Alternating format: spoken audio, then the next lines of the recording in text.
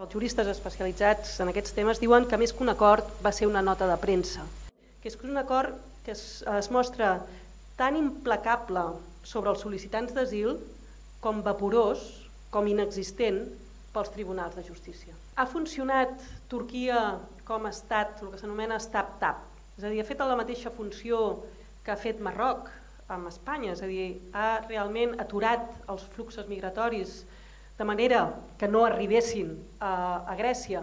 I què ha passat? Doncs que hem creat aquest estat-tap, aquests espais d'excepció que hem creat fora de les fronteres europees, aquesta vegada també dins de les fronteres europees. Abans un sol·licitant d'asil era un refugiat mentre no es demostrés el contrari. Ara és al revés. Un sol·licitant d'asil, a Europa estic parlant, és un immigrant irregular fins que no es demostri el contrari.